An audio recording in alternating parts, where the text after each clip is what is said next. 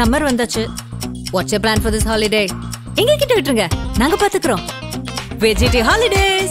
GT Holidays, South India's #1 travel brand. பேசினதுக்கும் படத்துக்கும் நிறைய தொடர்புகள் இருக்க மாதிரிலாம் இவரும் நம்ம சிவாயான்னு சொல்லி தான் ஆரம்பிக்கிறாரு. அது தொடர்புபடுத்தி தான் பேசியிருப்பாரா சார்? இல்லைங்க, படம் வேற, இது வேறங்க. எப்பவுமே ஒரு நம்பிக்கை, ஆன்மீக நம்பிக்கைங்கிறது வேற. தெலுங்குல நல்லா இருக்குங்க, தமிழ்ல வந்து எதிர்பார்த்த அளவுக்கு இல்லை. படத்துல ராஷ்மிகா மந்தானா பத்தி நிறைய பேசியிருந்தாங்க. கிளாமர் டால் அவங்களும் வந்து இந்த படத்துல இப்படி வந்து மாத்திட்டாங்களே அப்படின்னு தான் ரொம்ப வருத்தமா இருந்துச்சு. எல்லாருமே டைரக்டர் நம்பி ஏமாந்து போறாங்க. இப்ப நாகார்ஜுனாவோட நாகார்ஜுனா அங்க கொண்டாடுறாங்களே, அவர் கையில துப்பாக்கி எல்லாம் கொடுத்து அவர் சுடுறதெல்லாம் இல்ல, அந்த கேரக்டரே நமக்கு வந்து ரொம்ப ஒரு இதா இருக்கு, ஒரு உறுத்தலா இருக்கு. நல்லவரா கெட்டவரா? அதான் சொல்றாங்க. ஒன்னும் வில்லன்னா ஒரேடியா வில்லனா இருந்துடணும்.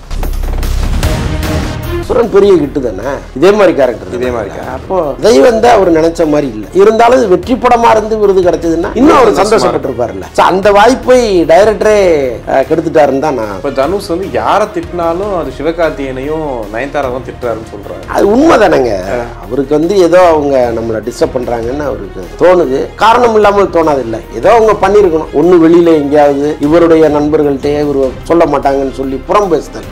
ஸோ அது வந்து நடந்திருக்கலாம். இல்லை, அது இருக்குங்க. நம்ம பார்த்து வளர்ந்த பையன் இப்படி நம்மளோ பெருசா இருக்கானே, நமச்சிவாய நாதன் தாழ்வாழ்கன்லாம் பேசினா கூட உள்ளுக்குள்ள வேற ஒருத்தர் இருந்துட்டே இருப்பான், எரிஞ்சுக்கிட்டே இருக்கு. யாரா இருந்தாலும் சரி, சிவகார்த்திகனுக்கும் இருக்கும், இவருக்கும் இருக்கும். 50க்கும் மேற்பட்ட உலக நாடுகளில் 100 கோடிக்கும் அதிகமான ஆகாயம் தமிழ் பார்வையாளர்களுக்கு பேரன்பும் திருநன்றி. உலகெங்கும் வாழும் ஆகாயம் தமிழ் நெஞ்சங்களுக்கு கிறிஸ்டியின் அன்பு வணக்கம். நம்மோடு சினிமா விமர்சகர் வலைபேச்சு அந்தனம் நினைஞ்சிருக்காரு. வணக்கம் சார். வணக்கம் கிறிஸ்டி, எப்படி இருக்கீங்க சார்? சூப்பரா இருக்கு. இப்போ இன்னொரு பக்கம் வந்து குபேர ஆடியோ லான்ச் பார்த்துருப்பீங்க. அதில் அவர் பேசும்போது சொன்னார், செங்கலை கூட யாரும் உருவ முடியாது அப்படின்னு. நீங்கள் கூட ஒரு வீடியோவில் போட்டிருந்தீங்க, செங்கலை உருவினதே உங்கள் டைரக்டர் தான் அப்படின்னு சொல்லிட்டு. என்ன பிரச்சனை சார் குபேரால? இல்லை, அது என்னன்னா, இப்போ தமிழ் படங்கள் தனுஷ் மாதிரி ஒரு கமர்ஷியல் ஹீரோங்க, அவரை வந்து முதல் காட்சியில் பிச்சை எடுக்க விட்றீங்க, இன்டர்வல் வரைக்கும் பிச்சை எடுக்கிறாரு. அப்புறம் அவர் அக்கௌண்ட்டுக்கு ஒரு 10,000 கோடி வந்துடுது. ஒரு படித்த பொண்ணு தனுஷோட வந்து சேர்ந்துடுறா. அவள் லவ் பண்ணுறா பண்ணலங்கிறதெல்லாம் வேறு.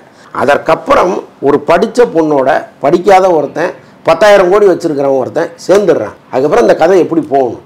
சினிமாட்டிக்காக தானே இருக்கணும். அது சினிமாட்டிக்காக இல்லாமல் யதார்த்தமாக நான் முழு படத்தையும் சொல்கிறேன்னு கடைசி வரைக்கும் அவங்கள கதற விட்றது இருக்குல்ல, நம்மளையும் சேர்த்து கதற விட்டார். அதுதான் டைரக்டர் பண்ண மிகப்பெரிய தவறு. அதுதான் அவர் வந்து ஒரு பெரிய காவியம் எடுக்கிறதா நினச்சி அதை எடுத்துட்டார். நான் மற்றபடி சுவாரஸ்யமான படம் தான், அதில் ஒன்றும் மாற்று கருத்து இல்லை.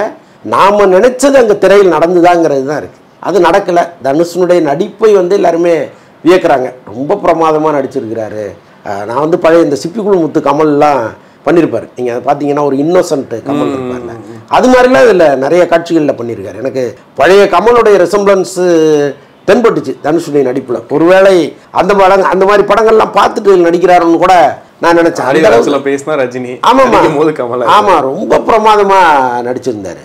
அதை மட்டும் நம்ம ரசிக்கலாம். ஆனால் ஒரு முழு படத்தையும் அவர் கொண்டாட முடியுமான்னா முடியாத அளவுக்கு சேகர் கமலா ஒரு படம் பண்ணிட்டார். ஸோ அதுதான் நமக்கு. பட் தெலுங்குல நல்லா அந்த படம் ஓடுறதா கேள்விப்பட்டேன். ஓகே. ஆனால் இப்போ தெலுங்கு இயக்குநர்கள் வந்தாலே கொஞ்சம் பயமாக இருக்கே சார், அது ஏங்க?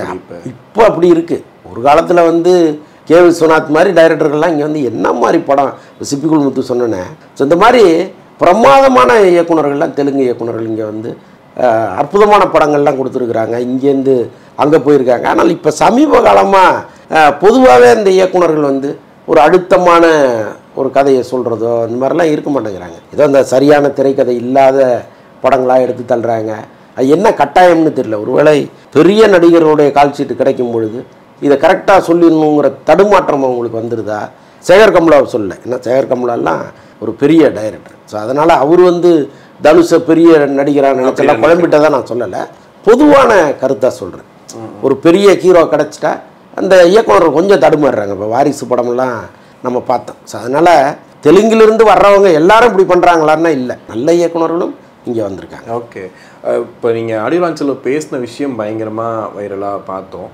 பேசினதுக்கும் படத்துக்கும் நிறைய தொடர்புகள் இருக்க மாதிரிலாம் பேசுகிறாங்க. ஏன்னா படத்துலையும் வந்து சிவா அந்த விஷயங்களும் இருந்துச்சு, இவரும் நம்ம சிவாயான்னு சொல்லி தான் ஆரம்பிக்கிறாரு. அது தொடர்புபடுத்தி தான் பேசியிருப்பாரா சார்? இல்லைங்க, படம் வேற, இது வேறங்க. எப்போவுமே ஒரு நம்பிக்கை, ஆன்மீக நம்பிக்கைங்கிறது வேறு. ஒவ்வொருத்தருக்கும் ஒன்று இருக்கும். ரஜினிக்கு ஒன்று இருக்குது, தனுஷுக்கு ஒன்று இருக்குது, சிம்புக்கு ஒன்று இருக்குது, எல்லாருக்குமே ஒன்று இருக்கும்.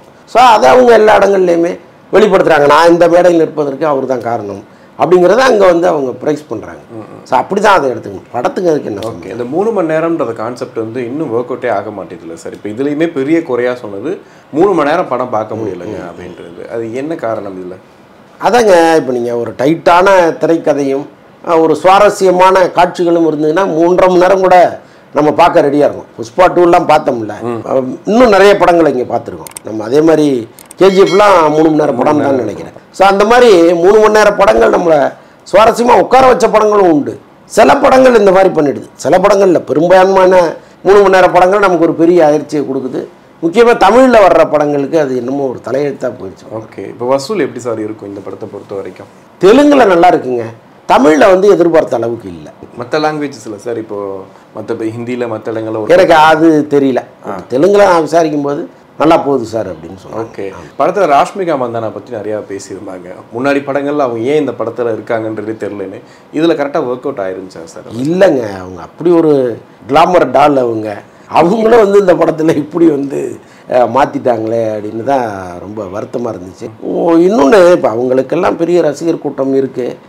அவங்கள ஏன் அப்படி வந்து ஒரு டல் மேக்கப்பில் கொண்டு வந்து உட்கார வச்சு, அவங்களுக்கு ஒரு வலுவான பேக்ரவுண்ட் இல்லை கதையிலேயே. ஸோ அப்படி ஏதோ ஒரு ஜூனியர் ஆர்டிஸ்ட் மாதிரி அவங்க வந்துட்டு போகிறாங்க. அவ்வளோ பெரிய ஆர்டிஸ்ட்டை இந்த படத்துக்கு கூப்பிட்டு வந்து ஏன் அப்படி பண்ணணும்? இப்போ என்னென்னா, எல்லாருமே டைரக்டரை நம்பி ஏமாந்து போகிறாங்க. இப்போ சேகர் கமலா பெரிய டைரக்டரு, அவர் சொல்கிறதெல்லாம் செய்வோம்னா அவங்க வராங்க. கடைசியில் அவங்களுக்கு இப்படி ஒரு காட்சியை கொடுத்து படத்தில் அவங்க இப்போ அடுத்தடுத்த படங்கள்லாம் அவங்க சம்பளமே பிரச்சனையாகும். இப்போ இந்த படத்தை வந்து தெலுங்கு படமாக பார்க்குறவங்க என்ன பண்ணுவாங்கன்னா, ராஷ்மிகா மந்தனா என்ன நடிச்சிட்டாங்க இந்த படத்தில், இவங்களுக்கு என்ன பெரிய ரோல் இருக்குது, இவங்களுக்கு எதுக்கு அடுத்த படத்தில் இவ்வளோ சம்பளம் கொடுக்கணும், சம்பளத்தை குறைப்பாங்க. அப்போ அவங்களுக்கு பல பிரச்சனைகள் இருக்குது. ஒரு படத்தில் சரியாக அவங்கள காட்சிப்படுத்தலைன்னா பல பிரச்சனைகள் இருக்குது. பட் டைரக்டர்களுக்கு அது தெரியல. ஏதோ நம்மளை நம்பி வராங்க, நம்ம அவங்களுக்கான ஒரு நியாயத்தை செய்யணுங்கிற எண்ணம் கூட அவங்களுக்கு இருக்கும். கண்டிப்பாக. இப்போ நாகார்ஜுனாவோட நிலைமை என்ன சார்? நாகார்ஜுனா அங்கே கொண்டாடுறாங்களே, அவர் கையில் துப்பாக்கி எல்லாம் கொடுத்து அவர் சுடுறதெல்லாம். அங்கே ஆரம்பத்தில் இருந்து அவர் ஒரு சாதாரண ஒரு கேரக்டராக காமிச்சிட்டு கடைசியில் மட்டும் பயங்கரமாக ஒரு 20 மினிட்ஸ் வந்து காட்டுறாங்க. இல்லை, அந்த கேரக்டரே நமக்கு வந்து ரொம்ப ஒரு இதாக இருக்குது, ஒரு உறுத்தலாக இருக்குது. நல்லவரா கெட்டவரா? அதான் சொல்கிறேன். ஒன்றும் வில்லன்னா ஒரேடியாக வில்லனாக இருந்துடணும், இல்லைன்னா நல்லவர்னா இவரை கரெக்டாக கைட் பண்ணி, எப்போ அவர் படித்த பொண்ணு உன்னோட வந்திருக்கு, நீ 2 பேரும் சேர்ந்து இதை எடுத்துகிட்டு எங்கேயா ஓடுங்க, வெளிநாட்டுக்கு ஓடுங்கன்னு ஏதாவது ஒன்று பண்ணி ஒரு சாதனையை பண்ணு. எதுவுமே இல்லாமல் அவர் டப்புன்னு செத்து போகிறதெல்லாம் அந்த கேரக்டரையும் சரியாக வடிவமைக்கல. பட் இருந்தாலும் அவர் போடுற சில ஃபைட்டுகள் அதெல்லாம் இங்கே ரசிக்கிறாங்க. ஓகே, தனுஷ் அஸ் அ பெர்ஃபார்மராக ஒரு படம் பண்ணுறாரு அப்படின்னும் போது அந்த படம் கொஞ்சம் மாடரேட்டாக தான் போகுது அப்படின்னு சொல்கிறாங்க. இப்போ ஆடுகளமே எடுத்துட்டாலும் தேசிய விருது வாங்கினாலுமே ஒரு மாடரேட்டான ஒரு படமாக தான் இருந்துச்சு. இதுலேயும் ஒரு ஆக்டிங் விருதெல்லாம் கிடைக்குங்க, ஆனால் படம் வந்து வசூல் கம்மியாகும். இது ஏன் சார் தனுஷ்? நீங்கள் அவ்வளோ முன்னாடி போகிறீங்க. அசுரன் படம் எப்படி இருந்துச்சு? அசுரன், எஸ், அசுரன் பெரிய ஹிட்டு தானே. இதே மாதிரி கேரக்டர், இதே மாதிரி. அப்போது கதை வந்து அவர் நினச்ச மாதிரி இல்லை, அவ்வளோதான். இந்த படத்தில் அவருக்கு விருது கிடைக்கலாம், இருந்தாலும் வெற்றி படமாக இருந்து விருது கிடைச்சதுன்னா இன்னும் அவர் சந்தோஷப்பட்டிருப்பார்ல. ஸோ அந்த வாய்ப்பை டைரக்டரே கெடுத்துட்டாருன்னு தான் நான் சொல்லுவேன். ஓகே, அப்போ வந்த படங்களில் குபேர் இப்படி போயிட்டு இருக்கு. இன்னொரு பக்கம் வந்து டிஎன்ஏன்னு படம் வந்து இருக்குது, அமீர்கானோட படம் வந்து. எந்த படம் சார் ஓரளவுக்கு இப்போ நல்லா போயிட்டு இருக்கு? நான் அமீர்கான் படம் இன்னும் பார்க்கல, பட் டிஎன்ஏ பார்த்தேன். ஒரு நல்ல கதை அது. ஆக்சுவலாக இந்த குழந்தை கடத்தலை மையப்படுத்தி ஒரு படம் பண்ணியிருக்காங்க.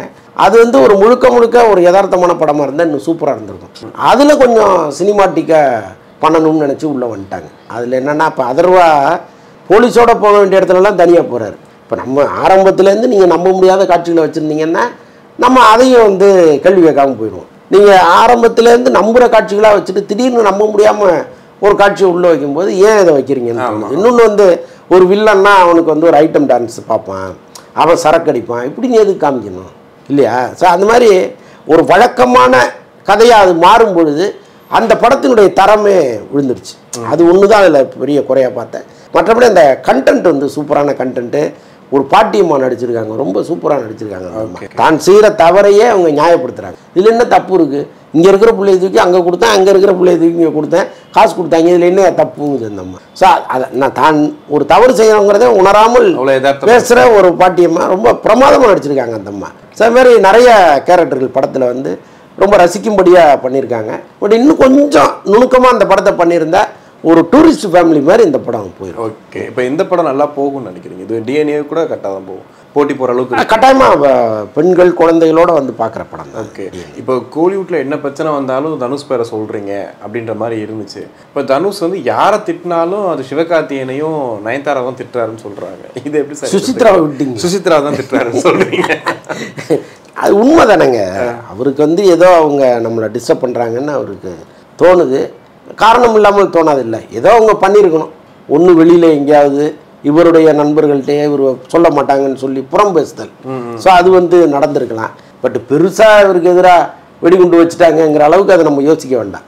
சின்ன சின்ன வார்த்தைகள் வந்து நம்மளை காலி பண்ணிகிட்டே இருக்கும், காயப்படுத்திகிட்டே இருக்கும். ஸோ அந்த மாதிரி அவங்க எங்கேயோ பேசுனது அவர் காதில் விழுந்து அவர் கோவப்படுறாரு. இன்னொன்று நயன்தாராவுக்கும் தனுஷுக்குமே சட்ட ரீதியாக ஒரு சண்டை ஒன்று போயிட்டுருக்கு. ஸோ அதனால் ஆட்டோமேட்டிக்காக ஒரு தோணும் இல்லையா? ஸோ அதுதான். அதில் சிவகார்த்திகேயன் உண்மையிலே பண்ணுவாரா சார்? ஏதோ இணைய கூலிப்படையை வச்சு தனுஷை காலி பண்ணுறதுக்கெலாம் ட்ரை பண்ணுறாருன்னு சொல்கிறாங்களே. எனக்கு தெரிஞ்சு சிவகார்த்திகேயன் அந்த கேரக்டர் இல்லைன்னு தான் நான் நினைக்கிறேன். பட் இருந்தாலும் வந்து ஒரு தனுஷை பார்த்து வந்தவர் அவர். அன்றைக்கி ஒரு வீடியோ ஒன்று பார்த்துட்டு இருந்தேன். ஒரு விஜய் டிவி ஃபங்க்ஷன் ஒன்று, சிவகார்த்திகேயன் தான் தொகுப்பாளர். ஓகே. அவர் வந்து தனுஷ் மாதிரி மிமிக்ரி பண்ணுறாரு அந்த மேடையில். ஆமாம் ஆமாம். பண்ணி தனுஷ் வந்து ரொம்ப நல்லா மிமிக்ரி பண்ணீங்கன்னு வாழ்த்துறாரு. ஸோ அந்த மாதிரி அப்போ போகுது. அவர் வந்து இன்றைக்கி தனுஷுக்கு நிகராக வந்து நிற்கிறார். சம்பளத்தை நீங்கள் பார்த்தீங்கன்னா கிட்டத்தட்ட 2 பேர் சம்பளம் ஒன்றுங்கிற அளவுக்கு இன்றைக்கி மாறிடுச்சு. அது ஒரு பெரிய மிராக்கிள் தான். அப்போ ஆட்டோமேட்டிக்காக தனுஷுக்கு அவர் மேலே ஒரு கோபம் ஒன்று வரும். தனுஷுக்கும் நாம் என்ன வந்து கொள்ளையடிச்சுட்டா வந்தோம், நம்மளும் உழைச்சி தானே வந்தோம், நம்மளையா இவர் வந்து இப்படி பேசுகிறாரு அப்படின்னு ஒன்று தோணும்ல. அப்போ ஆட்டோமேட்டிக்காக இந்த ரைவலை நடுவில் யாரோ ஒருத்தர் வந்து அது பெருசாக்கிட்டே இருப்பாங்க. இதுதான் நடக்குமே தவிர இவர் ஒரு கூலிக்கு ஆள் வச்சு இவர் ரெடி பண்ணி திட்ட வைக்கிறாரு அப்படிங்கிறது எனக்கு பெருசாக அப்படி தோணலை. அப்படி நடக்கும்னு தோணலை. ஏன்னா இங்கே ஒரு 300 ஜேர்னலிஸ்ட்டு, சினிமா ஜேர்னலிஸ்ட் இருக்காங்கன்னா இதில் ஒரு 10 பேரை தனியாக கூப்பிட்டு போய் ஒரு தொகையை கொடுத்து இதை நீங்கள் பண்ணுங்கன்னா அது நமக்கு தெரியும். எப்படியோ நம்ம காதுக்கு வரும், இன்னார் கூப்பிட்டாரு, இவர் மூலமாக வந்தார், இது நடந்திருக்கு அப்படிங்கிறத பண்ண முடியுமா சார்? ஃபஸ்ட்டு அப்படி நடக்கலைங்கிறாங்க. இது வரைக்கும் அப்படி நடந்ததில்லை. ஒரு படத்தினுடைய ப்ரொமோஷனுக்கு வேணா ஒரு 10 பேரை 20 பேரை கூப்பிட்டு போய் தனித்தனியாக காசை கொடுத்து கொஞ்சம் எழுதுங்கன்னு சொல்லுவாங்களே தவிர நீ அவனை திட்டுன்னு சொல்லி எல்லாம் இங்கே நடந்ததா எனக்கு தெரியல. ஆனால் க்ளோஸாக இருந்தவங்க தானே சார். சிவகார்த்திகேயனை தம்பின்னு சொன்னார் தனுஷ். அவர் கைத்தட்டல் வாங்கும்போது முதல் கைத்தட்டல் என்னன்னு தான் சொன்னார். நயன்தாரா க்ளோஸ் ஃப்ரெண்டு, சுசித்ரா அதுக்கு முன்னாடியே பயங்கர ஃப்ரெண்டு. இப்போ எல்லாருமே அவருக்கு ஆப்போசிட்டாக இருக்க மாதிரி காட்டுறாங்க. பொது நிகழ்ச்சிகள்லையும் பெருசாக அவங்க 3 பேர் ஒன்றா வர்ற மாதிரி அதெல்லாம் இல்லை. அதில் இவங்க கூட வர முடியலாம், ஓகே. சிவகார்த்திகேயனும் தனுஷுமே ஒரு இடத்துல போய் ஒன்றா மீட் பண்ணுற மாதிரி இடங்களும் இல்லை சார். இல்லை, அது இருக்குங்க. நம்ம பார்த்து வளர்ந்த பையன் இப்படி நம்மளோ பெருசாக இருக்கானே, நம்ம வரும்போது எவ்வளோ கைத்தட்டல் வருது அதே கைத்தட்டல் அவனுக்கும் வருதுங்கிறதெல்லாம் இருக்கும். மனித மனம் தானேங்க. என்னதான் நமச்சிவாய நாதன் தாழ்வாழ்கன்லாம் பேசினா கூட உள்ளுக்குள்ளே வேற ஒருத்தர் இருந்துகிட்டே இருக்கும், எரிஞ்சுக்கிட்டே இருக்கும். யாராக இருந்தாலும் சரி. சிவகார்த்திகேயனுக்கும் இருக்கும், இவருக்கும் இருக்கும். இப்போ சிவகார்த்திகேயனை பார்த்து வேற ஒருத்தர் வர்றாரு, சிவகார்த்திகேயன் பார்த்துக்கிட்டு இருக்கும்போதே வளர்ந்த ஒருத்தன் சிவகார்த்திகேயனோட பெரிய ஆள் ஆகிட்டான்னு வச்சுங்களேன், அந்த பொறாமை வரும். என்னடா இவன் இப்படி வந்துட்டான், நம்ம விட்டோமே அப்படின்னு தோணும். ஸோ இதெல்லாம் சினிமாவோட இயற்கை தான்.